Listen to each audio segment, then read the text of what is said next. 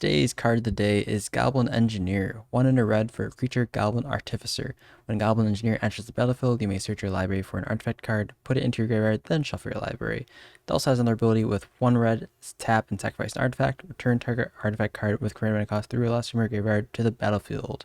1/2. When this card first came out, I was super excited. I'm a big fan of Stoneforge Mystic. This is kind of like Stoneforge Mystic with perhaps a little more ability to do more stuff, also in a more fun or color, I suppose you could say. That also is very interesting in that it looks for anything other than just equipment. So I guess the ceiling for this is a lot higher, but the floor for this is also pretty low in that it doesn't exactly return the card or get a card back in your hand. It doesn't loot itself away. So with that being said, this card is still pretty cool. Like flavor wise, it's got like a little goblin dude under the floorboard just churning away at stuff and gets you what you want essentially. Sort of relatively slowly though, which is fine. But then also mechanically, this card is like pretty sweet, right? Like enables a decent amount of combos. It gets your super awesome artifacts in your graveyard just from your library, which is pretty great. But also, if you need to, if those cards that if you're playing this card, you're probably reanimating those artifacts and stuff. This is definitely like the card to go to because not only it's a creature, but it's a card that will let you sacrifice stuff. So it's an outlet as well as being sort of a engine, which is weird to say because it's an engine that also enables itself in a way. As long as you have, I guess, to some extent, some artifact already on the battlefield, which for 1 mana, you probably can do that and then have this on turn 2 and start turning away in turn 3. You can get a nice little loop going. Although I've never really seen it in a loop because it does require it to sacrifice itself. I like the idea that this can become a value engine all on its own. But that's sort of like a Merry Christmas Land thing. I've never really seen it.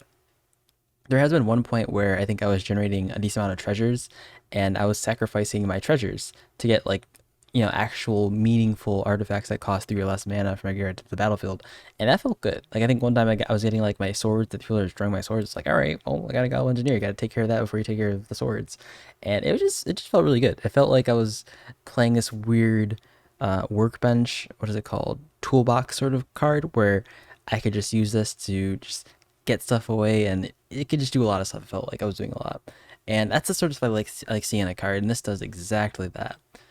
I don't think there's any too much use for it in competitive play, but I do want to say for the lower tier, in regards to competitiveness, plays, EDH play tables, this card is like pretty cool because everything that's 3 or less is probably that's an artifact that's in your deck is probably just like mediocrely okay. So this is like probably fine to take. But also think about it this way: it's a card you're removing from your deck. Like if you play this, you can remove a mana rock that you don't want to draw. But also, if there is an artifact that you want to get in your deck that you do want to draw, you just put it in your graveyard and maybe for a turn and get this back, right? Like I don't know if too many people are playing 3 or 4 or higher artifacts. So this is like usually just like a 2 turn tutor, which in red, we'll take. We'll take. It's not the best, but we'll take. I think the strongest thing going for this would be just to use as a security piece, and that if you're going to have a combo deck and you need, and this is of course this would be your second option compared to Goblin Welder, I think. But if you want to protect your combo pieces, maybe you're playing like a storm deck that requires some artifacts. I think this is your combo protector because it can also bring stuff back from the graveyard. It can also help tutor for certain pieces.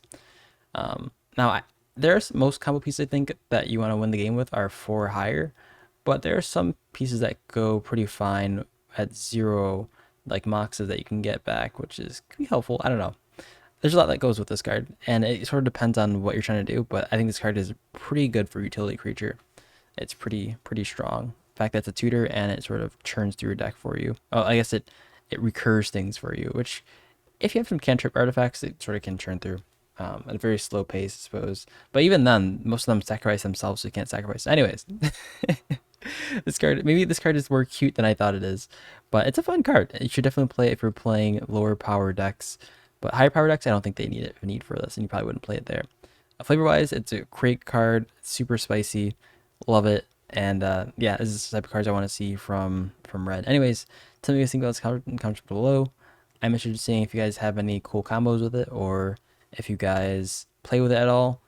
I mean, I think it was like pretty excited about when it was first spoiled, but I don't think it amounted to too much. But it is a sweet card anyways. It's a fun card to play with. But yeah, peace out and tell me what you guys think in the comments below. Peace.